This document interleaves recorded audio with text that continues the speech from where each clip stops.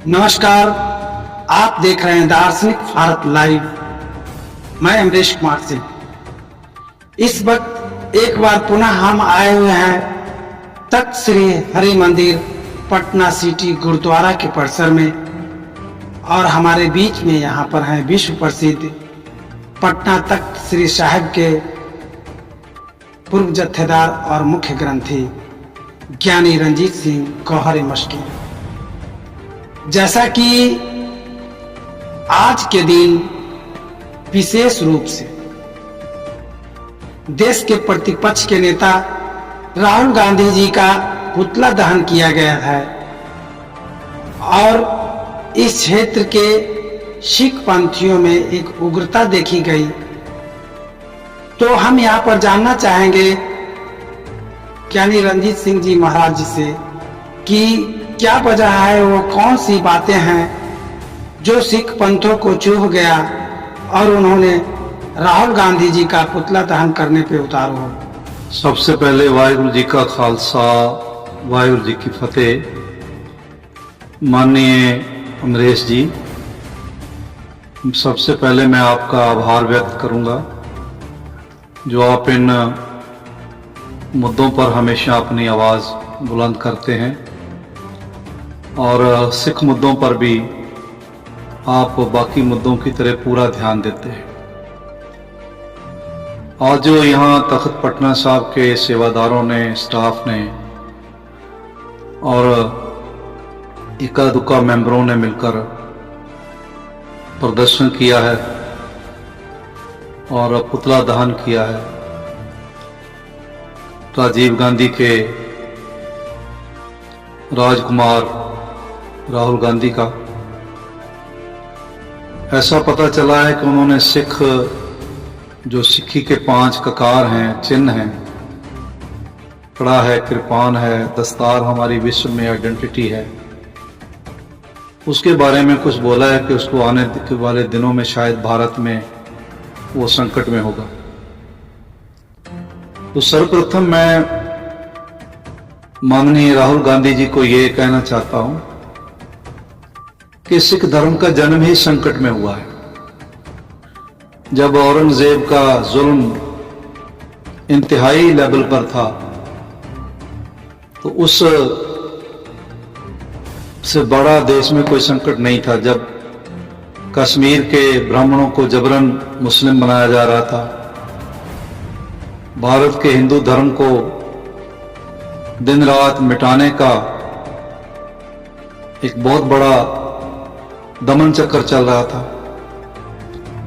जगह जगह पावन सनातन मत के मंदिरों को ध्वस्त किया जा रहा था और उसकी जगह पर मस्जिदें बनी हुई थी। हिंदू तीर्थों के नाम भी बदल दिए गए थे। उस संकट में जिस धर्म का जन्म हुआ, इस पंथ का जन्म हुआ, उसका नाम खालसा पंथ है। एक राहुल गांधी तो क्या, या मैं राहुल गांधी की उदाहरण औरंगजेब से नहीं दे रहा हूं। अगर करोड़ों भी औरंगजेब चढ़कर आ जाएं तो इस बात को भली भांति समझ लें कि सिख पंथ का ना कोई आज तक बाल बांका कर पाया है और ना किसी की हिम्मत है। सिख पंथ को किसी के संरक्षण की जरूरत नहीं है और ना इस ऐसे लोगों को तो खासकर चिंता करने की जरूरत नहीं है जिन्होंने 1984 में जिनकी सरकार थी, जिनका परिवार था, और उस सरकार के होते हुए श्री दरबार साहब अमृतसर के पावन तीर्थ पर टैंकों से बम वर्षा की गई और इन बेइंतहा नौजवान सिखों के, बेकसूर सिख नौजवानों के कत्ल किए गए।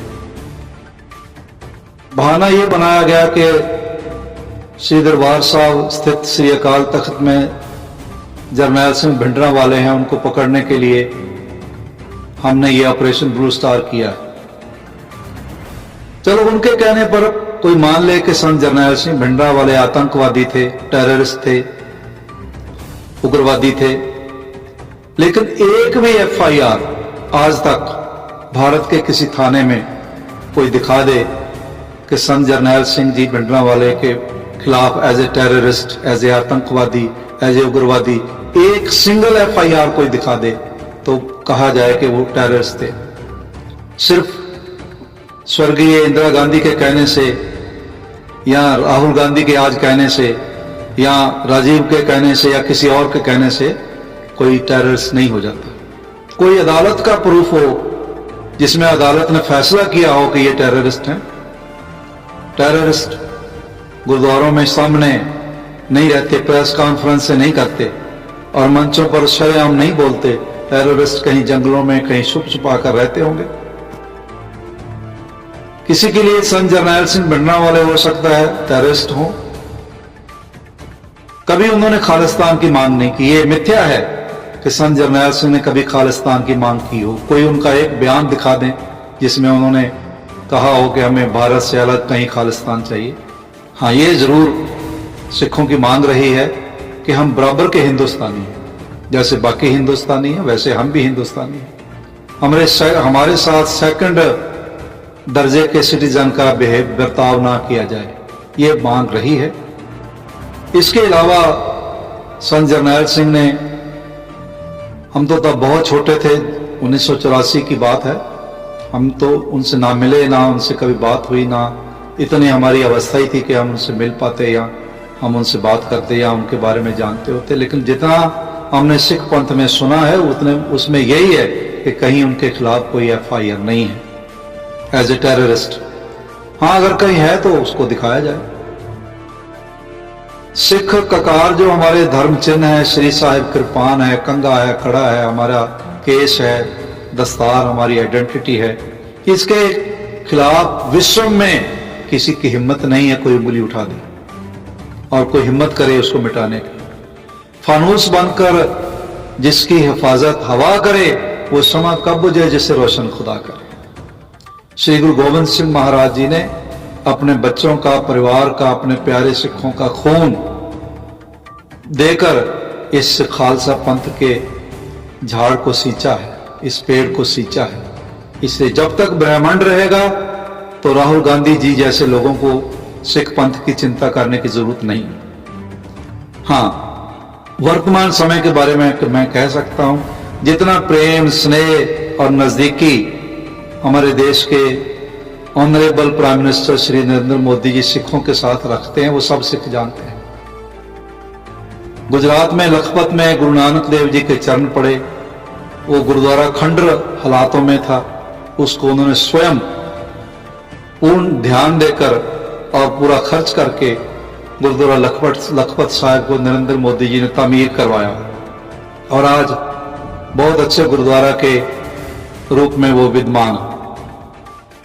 हम वर्षों से आफ्टर पार्टीशन 1947 से हर सिख हर जगह रोजाना प्रार्थना कर रहा था, अरदास कर रहा था, आपका अरदास कर रहा था कि जिन्हां गुरु धामां तो पंथ नूं विछोड़िया गया है, दे खुले दर्शन दीदार ते सेवा संभाल दा दान खालसा जी ने बख्शो।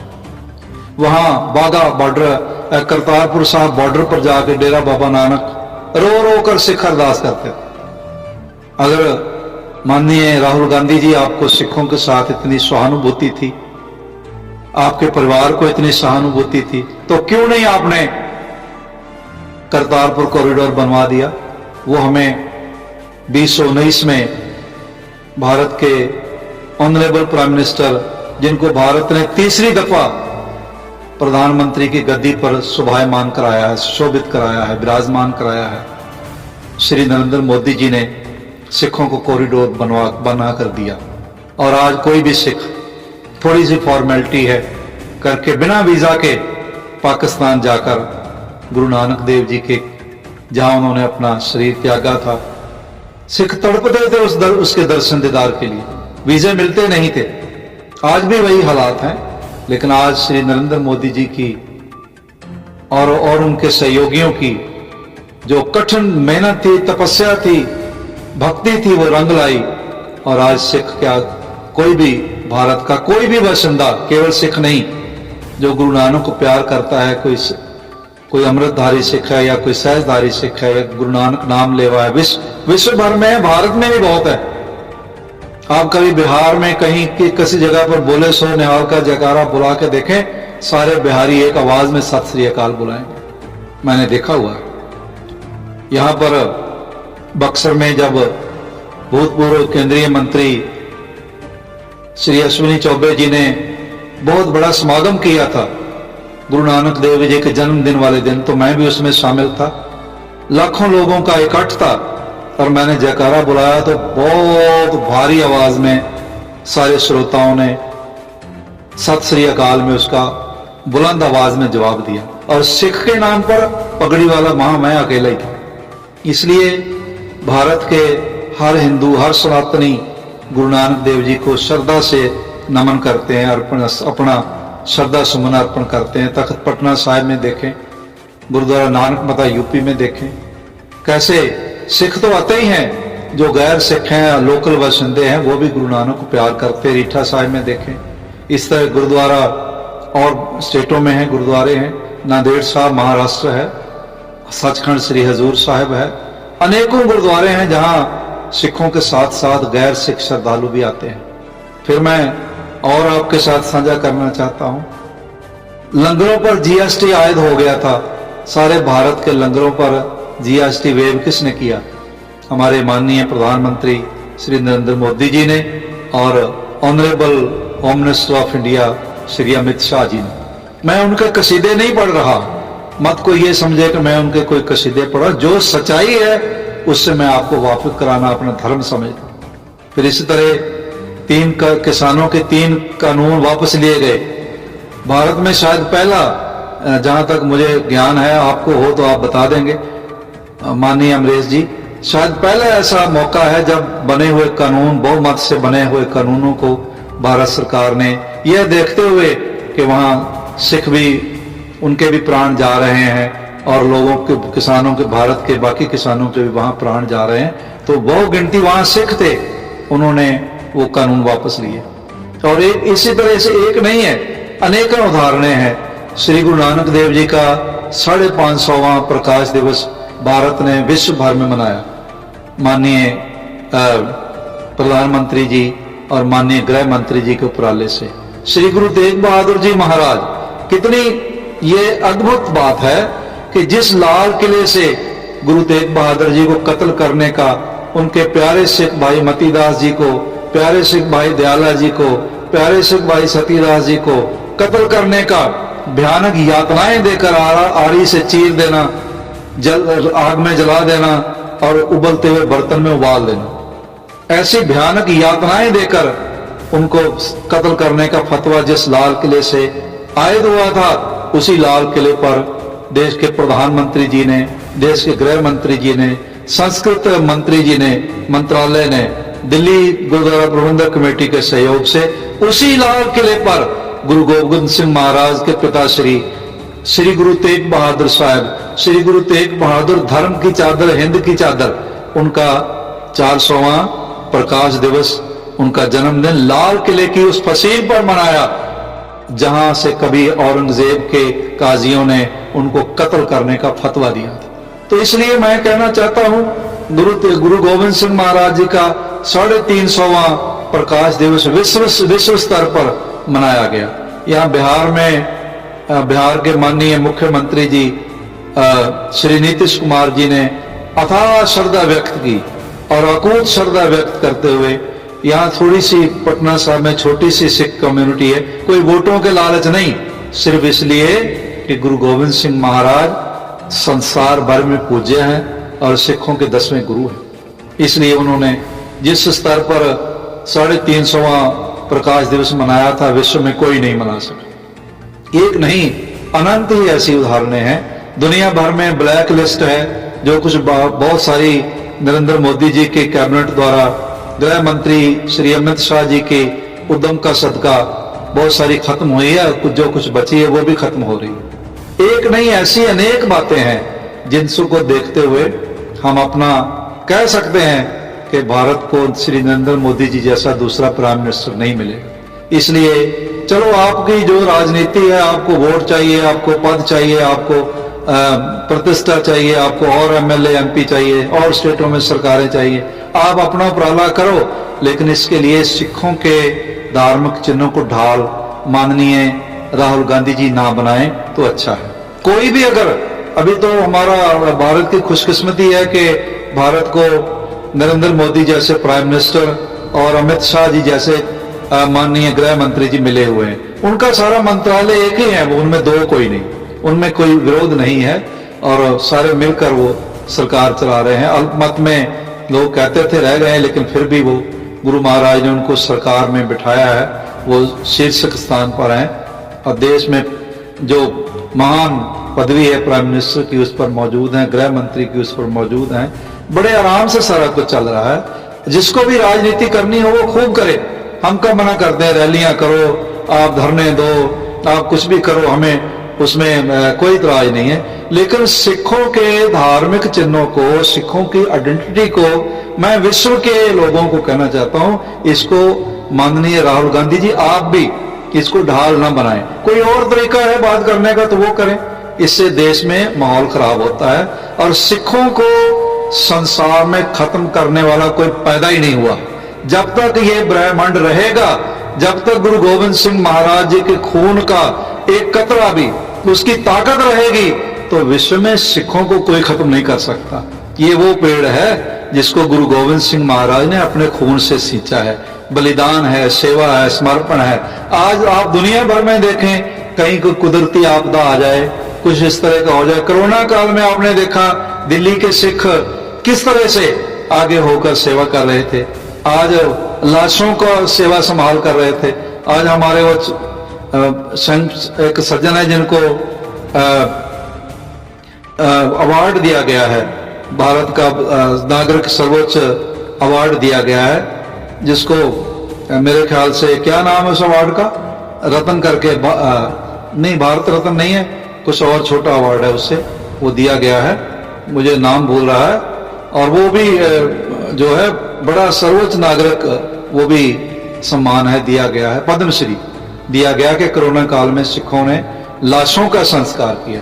जब लोग भाई भाई की लाशें नहीं ले रहे थे, भाई भाई के लिए दरवाजा नहीं खोल रहा था, भाई बहन के लिए, बहन भाई के लिए दरवाजा नहीं खोल रही थी, उस समय सिखों ने सेवा की है। हमें फख्र है, किसी पर एहसान नहीं किया। ये हमारे गुरु ने कहा है, किरत करनी, नाम जपना और बांट कर सकना, ये गुरु महाराज ने कहा है। लोग व्यापारीकरण कर दिया गया था, सिलेंडर, गैस सिलेंडर मिल नहीं रहे थे और 10 गुना कीमत पर मिल रहे थे, तो गुरु नानक के सिखों ने सिलेंडर ऑक्सीजन के लंगर लगा दिए। पटना साहिब में भी वो लंगर लगा था, जगह जगह लंगर लगे थे। और शीशगंज गुरुद्वारा साहब, अमृतसर श्रोमणी गुरुद्वारा प्रबंधक कमेटी और हर सिख ने अपना योगदान जितना कर सकते थे करा। अपने खुद को बीमारी लगे इसकी परवाह नहीं की, इसलिए कि गुरु को ये एहसान नहीं किया किसी पर, मत को ये समझे हुए हमने किया तो एहसान कर दिया है, ये अपने गुरु की आज्ञा मानी है। जब तक सिख रहेगा, भारत देश के लिए, भारत के नागरिकों के लिए, विश्व में मानवता के लिए सदैव अपने प्राण हथेली पर रखकर सेवा करता रहेगा। इसलिए हमें कोई जरूरत नहीं है माननीय राहुल गांधी जी आपकी चिंता करने की। कोई और आपका कारण होगा तो आप शौक से कहें और कहते रहें। आपको सत्ता चाहिए, सिंहासन चाहिए, उसके लिए आप कोई भी तरीका अपनाएं, लेकिन सिखों के धार्मिक चिन्हों को आप ढाल ना बनाएं। एक भारत देश ही ऐसा देश है जहां पर आप देखते हैं सिखों को केवल ये सम्मान है कि वो 9 इंच की कृपान हवाई जहाज में ले जा सकते हैं, हर कोर्ट में ले जा सकते हैं, हर जगह ले जा सकते हैं। कोई ऐसी जगह नहीं है, पार्लियामेंट में ले जा सकते हैं। मैं तो जब एक समागम में प्रधानमंत्री जी भी वहां शामिल हो रहे थे, मैं भी हो रहा था, उनके पास बैठना था, तो मेरे पास 3.5 फुट की कृपान थी। जब सिक्योरिटी वालों ने कहा तो माननीय प्रधानमंत्री ने खुद कहा कि नहीं, वो कृपान देश की शान है, वो कृपान हमारी रक्षा के लिए गुरु गोविंद सिंह जी ने प्रदान की है, इसलिए जथेदार जी आएंगे तो कृपान साथ ही आए। तो ये सम्मान है, सिख के लिए है कि वो 9 इंच की कृपान लेकर बाई एयर कहीं से कहीं तक भारत में, जो फ्लाइट भारत में चलती है, डोमेस्टिक में ट्रेवल कर सकता है, किसी कोर्ट में जा सकता है, कहीं भी जा सकता है।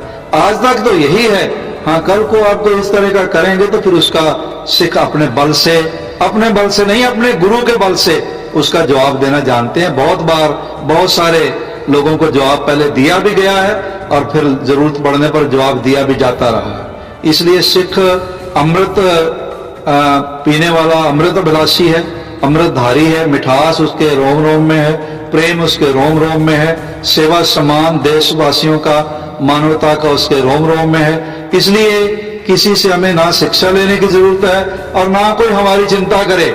हमारी चिंता करने वाले गुरु गोविंद सिंह महाराज बैठे हैं, वो स्वयं करेंगे। और आप कोई भी, मैं सबसे ये कहना चाहता हूं कि इस तरह से सिखों के धार्मिक चिन्हों को आप ढाल बनाकर अपनी राजनीति ना चमकाएं। हम आपके आभारी होंगे।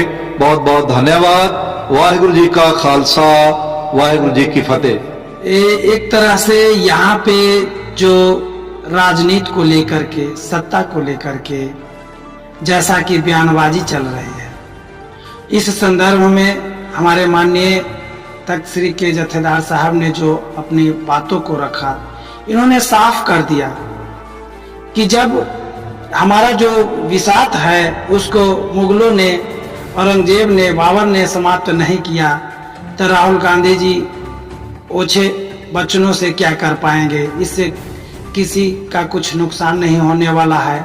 और हमारा सिख समुदाय के प्रति प्रधानमंत्री और भारतीय जनता पार्टी ने जो कृत्य किए हैं, जिस तरह के देश में टैक्स की माफी किए हैं, इस तरह से उनका एहसान जो है से पूरा सिख समुदाय के लोग प्रधानमंत्री के आभारी हैं और वे राहुल गांधी जी के बातों में नहीं पड़ने वाले हैं। फिर इसी तरह से मिलते हैं एक नए खबरों के विश्लेषण के साथ।